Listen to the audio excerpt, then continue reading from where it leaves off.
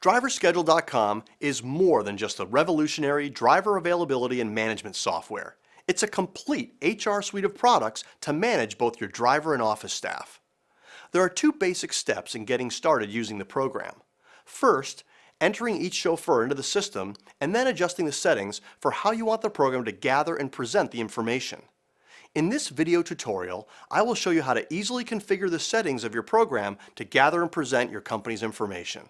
To prepare for this task, you will need to know the date when your next pay period starts and how many weeks of availability you want to collect with each registration. When the chauffeur enters their availability into the system, it is called the registration.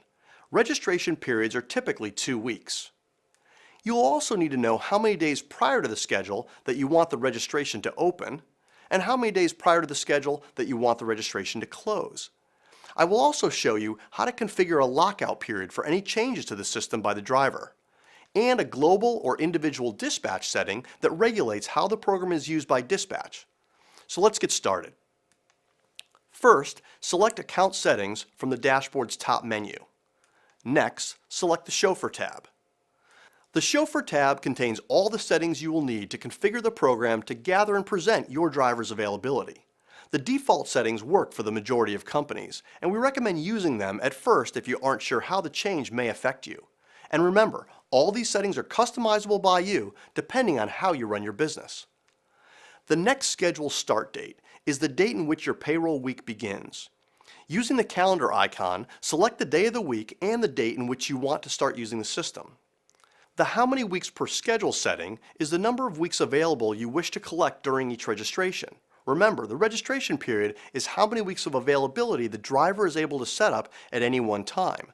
The default for this setting is 2 weeks, and that's what companies generally use because 1 week isn't enough and logons are too frequent, and 3 weeks is just too far out in the future. The how many days prior to the schedule does registration open setting is for the number of days in advance when a driver is able to post their availability. The default for this setting is 14. Which means a driver can set their availability as far out as 2 weeks in advance. The how many days prior to the schedule does registration end setting is for the number of days in advance of the start of the next registration period a driver's availability is due. This is not a hard stop and does not prevent a driver from inputting their availability after that date. The reason it's there is because that is the deadline that you have set for when the drivers should have an availability submitted. Later, you can run a report to see who is turning their schedule in on time and who has a history of turning it in late. The lockout period setting is for the number of days or hours a driver is prohibited from making changes prior to the actual day. Any changes they wish to make within that period must be called in verbally and made by a dispatcher or other authorized company representative. The default setting is for 2 days, which means that any changes to a schedule within 48 hours prior to the day must be called in and cannot be made online by the driver. If you use specific shifts and don't want to allow any drivers to make changes online, you would set the lockout period to equal the how many weeks per schedule setting. When these two settings are equal, anytime a driver wishes to make a change to their schedule, they must call and speak to an authorized company representative. The available hours per day setting is only for internal reporting. The default is 16 hours to account for each driver sleeping or at rest for at least 8 hours a day. The driver dispatch status setting can be set to either global or individual. The setting allows the dispatcher to check off or temporarily hide drivers as they are dispatched. When set to the global setting, anyone viewing the day will see what drivers other dispatchers have already assigned work to. This setting is beneficial for companies with multiple dispatchers assigning work for the same day or time period. The individual setting should be used when only one dispatcher is assigning work at any one time. Next, I will show you how to configure the system for the chauffeur shifts that you will use. First, select Manage Shifts from the dashboard under the Quick Links menu. Next, select Import or New Shift. The import feature will automatically pre-populate your system with a variety of default shift types. You can either choose import and then select an existing shift to edit, or you can simply select new shift and enter your own. To edit an existing shift, select Edit and you will be able to change the shift name, enter a start time and end time, and select a custom color to identify the shift. The Show Title checkbox should be selected if you want the title of the shift to be displayed. Otherwise, the shift will be represented by the start time and end time. The User Can Change checkbox should be selected if you want drivers to be able to change or select a start and/or end time within the shift times that you specified.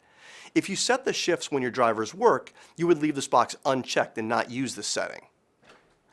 In this example, we have an all-hours shift from 12 a.m. until 11:59 p.m., which cannot be altered by the driver. It is important to note that the system works on a 24-hour-a-day cycle, hence stopping at 11:59 p.m. There are also 3 other shifts: an early morning shift from 4 a.m. to 4 p.m., a daytime shift from 8 a.m. to 8 p.m., and an afternoon shift from 12 p.m. to 11:59 p.m. None of these shifts can be altered. Finally, there is a multiple time shift. This shift is used to support the driver's ability to select more than one time block of availability within a specific shift that is editable, such as a specific hour shift in this example. Select Edit Multiple Times and choose either Show Multiple Times to allow the function or Hide Multiple Times to disable it. In this example of the multiple time shift feature, you can see how 2 drivers have selected a break in their availability throughout the day. You can specify your own custom shifts by using the New Shift feature. This concludes the configuration video for DriverSchedule.com. If you have already entered all of your chauffeurs into the system, you can start using it. Watch our other video tutorials to learn more about what Driver Schedule can do for you and your business.